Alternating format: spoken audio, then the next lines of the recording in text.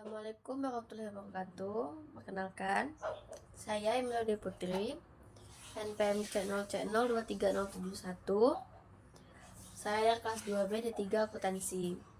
Baiklah, di sini saya akan menjelaskan materi tentang akuntansi saat penghapusan aset tetap. Jadi yang pertama, dihentikan penggunaannya di akhir umur manfaat. Maksud aset penghapusan artinya tidak lagi ada sebagai aset tetap oleh perusahaan tersebut. Itu yang dimaksud dengan penghapusan. Ketika penghapusan menghentikan suatu aset tetap karena sudah habis umur manfaatnya, maka pertama perusahaan akan menghapus aset tetap tersebut dengan mencatat aset tetap tersebut pada posisi kredit sebesar harga perolehannya, dan akhir menghapus akumulasi penyusutan aset tetap tersebut dengan menjadikan pada posisi debit. Nilai buku sama dengan harga perolehan dikurang akumulasi penyusutan nilai buku aset tetap di akhir umur manfaatnya sama dengan nilai sisanya. Yang kedua, jika aset tetap yang dihentikan pemakaiannya pada akhir umur manfaat tersebut tidak memiliki nilai sisa, maka perusahaan tidak akan mencari adanya kerugian dan penghapusan aset tetap, karena nilai buku aset tersebut pada akhir umur manfaat adalah 0. Namun, jika aset tetap yang dihentikan pemakaiannya ini memiliki nilai sisa, maka perusahaan akan mengakui adanya kerugian dari penghapusan aset tetap ini sebesar nilai sisa dari aset tersebut. Akan kerugian dari penghapusan aset tetap ini dicatat pada posisi debit. Kedua, dihentikan penggunaannya karena terpaksa. Aset tetap dihentikan pemakaiannya sebelum akhir umur manfaatnya. Misal, aset tetap dihapuskan karena menjadi musibah yang menghancurkan aset tersebut. Perusahaan akan menghapus aset tetap tersebut dengan mencatat akun aset tetap tersebut pada posisi kredit sebesar harga perolehannya. Perusahaan juga akan menghapus akumulasi penyusutan dari aset tetap tersebut pada posisi debit, dan perusahaan akan mengakui adanya kerugian dari penghapusan aset tetap tersebut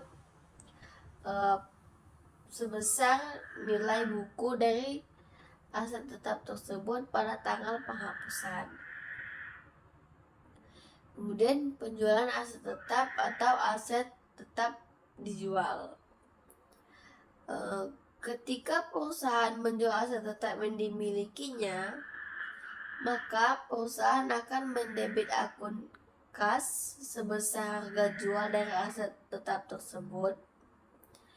Perusahaan akan menghapus aset tetap tersebut pada posisi kredit sebesar harga perolehan dari aset tetap tersebut pada posisi kredit sebesar harga perolehan dari aset tetap tersebut, dan menghapus akumulasi penyusutan aset tetap tersebut pada posisi debit yang akumulasinya dihitung sampai tanggal penjualan. Kemudian perusahaan akan menentukan apakah dalam penjualan aset tetap ini perusahaan mengakui adanya keuntungan atau kerugian dengan membandingkan harga jual aset tetap tersebut dibandingkan dengan nilai buku aset tetap tersebut pada tanggal penjualan. Jika harga jual melebihi nilai buku, maka perusahaan mengakui keuntungan dari penjualan aset tetap. Sedangkan jika harga jual lebih kecil dari nilai buku, maka perusahaan mengakui kerugian dari penjualan aset tetap. Yang keempat itu ada pertukaran aset tetap. Aset tetap dihapuskan karena ditukarkan. Jadi pada pertukaran aset tetap, maka ada dua perlakuan aset tetap lama dianggap sebagai aset tetap yang dihapuskan, sedangkan aset tetap yang baru itu diberlakukan sebagai aset tetap yang diperoleh. Hampir semua pertukaran aset tetap memenuhi substansi komersial. Maksudnya, pertukaran aset tetap tersebut akan meningkatkan arus kas masuk dalam perusahaan. Ketika perusahaan menukarkan aset tetap yang dimilikinya, maka pertama, yang A, perusahaan akan mencatat aset tetap baru pada posisi debit yang dihitung harga perolehannya, yaitu nilai wajar aset tetap lama yang saat pertukaran ditambah kas yang harus ditambahkan. Ini adalah harga perolehan aset tetap baru. Kemudian yang B, perusahaan akan menghapus akun akumulasi penyusutan aset tetap pada posisi debit sebesar akumulasi penyusutan sampai dengan tanggal pertukaran. Dan C, perusahaan akan menghapus aset tetap lama dengan mencatat pada posisi kredit sebesar harga perolehannya. Dan D, perusahaan akan menentukan apakah dalam bentuk pertukaran adanya keuntungan atau kerugian dengan membandingkan nilai wajar aset tetap lama saat pertukaran dibandingkan aset tetap pada saat pertukaran. Nah, di sini saya akan menjelaskan materi bab 9 tentang aset tetap, sumber daya alam, dan aset tak berwujud. Jadi yang pertama itu aset tetap. Nah, PSAK yang mengatur tentang aset tetap adalah PSAK nomor 16. Kemudian, aset tetap merupakan komponen dari aset tidak lancar atau juga dapat disimpulkan sebagai aset berwujud, yaitu mempunyai bentuk fisik dan disajikan dalam laporan posisi keuangan. Dan juga terdapat 3 wujud dalam aset tetap. Yang pertama itu dimiliki untuk digunakan dalam produksi atau penyediaan barang atau jasa, untuk direntalkan kepada pihak lain, atau untuk tujuan administratif. Nah, yang kedua itu tidak diniatkan untuk dijual kembali. Yang ketiga itu diharapkan untuk digunakan selama lebih dari 1 tahun. Bagian dari aset tidak lancar yaitu aset tetap, investasi jangka panjang, aset tak berwujud, aset berupa sumber daya alam, properti investasi, dan aset lainnya.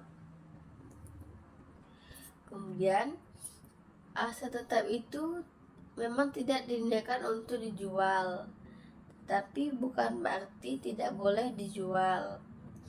Jadi perusahaan boleh saja menjual aset tetap, tapi materi ini akan dipelajari di akuntansi penghapusan aset tetap. Kemudian diharapkan untuk digunakan lebih dari 1 tahun. Memberikan manfaat itu kalau digunakan. Kalau tidak digunakan, maka dikatakan tidak memberikan manfaat. Aset tetap termasuk ke dalam aset tidak lancar karena akan memberikan manfaat jika digunakan untuk lebih dari 1 periode atau 1 tahun. Kemudian yang B, itu ada akuntansi aset tetap. Akuntansi aset tetap dibagi menjadi 3 bagian, yaitu akuntansi pada saat perolehan aset tetap, akuntansi ketika aset tetap itu dimanfaatkan, kemudian akuntansi ketika aset tetap itu dihapuskan. Selanjutnya, akuntansi pada saat perolehan aset tetap, itu aset tetap dapat diperoleh dengan berbagai cara, yaitu melalui pembelian, dibangun sendiri, hibah, dan melalui pertukaran. Kemudian biaya perolehan aset tetap itu harus diakui sebagai aset jika dan hanya jika yang pertama besar kemungkinan manfaat ekonomis di masa depan berkenan dengan aset tersebut akan mengalir ke entitas, dan selanjutnya jika biaya perolehan aset tetap diukur secara andal. Kemudian jika pengeluaran menimbulkan manfaat ekonomis di masa depan, maka dapat diakui sebagai aset atau menambah harga perolehan dari aset tersebut.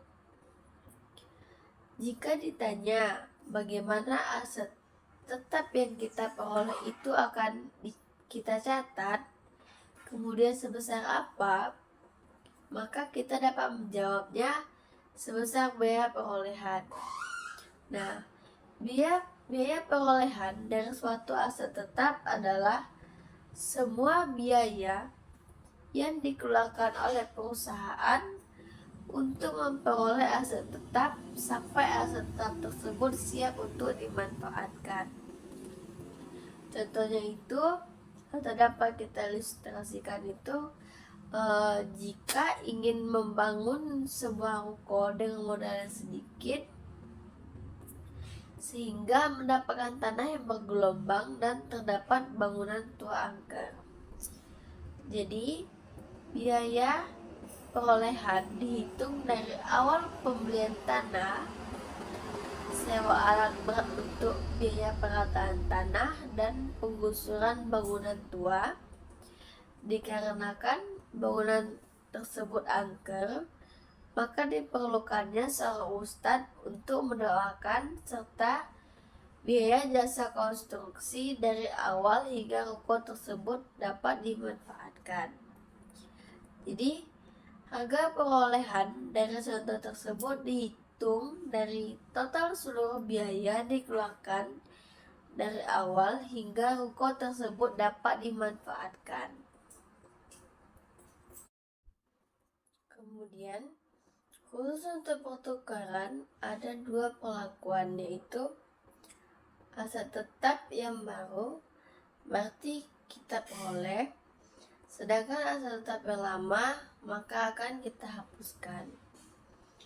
Akuntansi pada saat pemanfaatan itu pada saat pemanfaatan aset tetap. Aset tetap yang diperoleh perusahaan akan dimanfaatkan perusahaan selama estimasi umum manfaatnya. Kemudian ketika aset tetap digunakan, maka perusahaan sudah memperoleh manfaat dari aset tetap tersebut sehingga perusahaan harus mengakui adanya beban sehubungan dengan pemanfaatan aset tetap tersebut yang disebut dengan beban penyusutan. Nah, penyusutan itu sendiri ialah pengalokasian harga perolehan dari suatu aset tetap berwujud menjadi beban selama umur manfaat dari aset tetap tersebut yang diperhitungkan secara sistematis dan melalui pertimbangan yang rasional. Jadi, aset tetap kecuali tanah akan mengalami penyusutan. Ketika aset tersebut dimanfaatkan karena aset tetap tersebut mempunyai umur ekonomis yang terbatas. Faktor yang mempengaruhi perhitungan beban penyusutan adalah biaya perolehan aset tetap, nilai sisa umur ekonomis, atau umur manfaat, dan metode penyusutan yang digunakan. Metode penyusutan terbagi menjadi yang pertama itu metode penyusutan berdasarkan umur manfaat. Metode penyusutan yang akan menghasilkan beban penyusutan per tahun yang sama besar dikenal dengan metode garis lurus. Kemudian ada metode penyusutan dipercepat.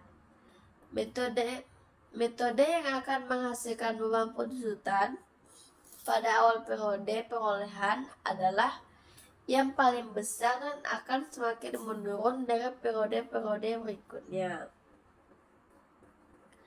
Metode penyusutan dipercepat ini terdiri dari metode saldo menurun ganda dan metode jumlah angka tahun. Yang kedua ada metode penyusutan berdasarkan aktivitas, yaitu menghitung besarnya penyusutan berdasarkan aktivitasnya. Misalnya, berdasarkan unit produksi atau jam penggunaan, sehingga besarnya penyusutan setiap tahun akan bervariasi sesuai dengan aktivitas pemanfaatan aset tetap pada tahun tersebut. Ketika perusahaan merevisi umur manfaat dari aset tetap, maka perusahaan tidak perlu menyesuaikan beban penyusutan yang sudah diperhitungkan pada tahun sebelum dilakukan revisi. Kemudian, perusahaan harus menghitung ulang beban penyusutan per tahun setelah dilakukannya revisi umur manfaat. Hasil perhitungan beban penyusutan per tahun yang baru ini akan menjadi beban penyusutan yang akan dicatat perusahaan selama sisa umur manfaat. Kemudian ada langkah-langkah dalam menghitung beban penyusutan yang baru. Yang pertama, dengan menghitung nilai buku aset tetap sampai dengan tanggal dilakukannya revisi. Kemudian yang kedua, menghitung dasar penyusutan yang baru dengan cara nilai buku aset tetap pada tanggal revisi dikurang dengan estimasi nilai sisa setelah revisi. Kemudian, beban penyusutan per tahun setelah revisi sama dengan tarif penyusutan baru dikali dengan dasar penyusutan baru. Yang C itu penilaian aset tetap. Ketika aset tetap masih dimanfaatkan perusahaan, maka perusahaan akan mengukur berapa nilai yang akan disajikan dalam laporan posisi keuangan pada kelompok aset tetap. Kemudian itu ada penilaian aset tetap. Ketika aset tetap masih dimanfaatkan perusahaan, maka perusahaan akan mengukur beberapa nilai yang akan disajikan dalam laporan posisi keuangan pada kelompok aset tetap. Nah, ada dua metode pengukuran aset tetap setelah tanggal perolehan ini, yaitu yang pertama, pengukuran berdasarkan harga perolehan awal. Yang kedua, pengukuran berdasarkan nilai wajar dengan melakukan revaluasi aset tetap. Jadi, revaluasi itu sendiri, revaluasi aset adalah penilaian kembali aset tetap berdasarkan nilai wajarnya yang sebelumnya telah dinilai berdasarkan harga perolehan. Kemudian ada akuntansi saat penghapusan aset tetap. Yang pertama, dihentikan penggunaannya di akhir umur manfaat. Kemudian yang kedua, dihentikan penggunaannya karena terpaksa. Yang ketiga, penjualan aset tetap. Dan yang keempat, pertukaran aset tetap. Sekian dari saya akhiri. Assalamualaikum warahmatullahi wabarakatuh.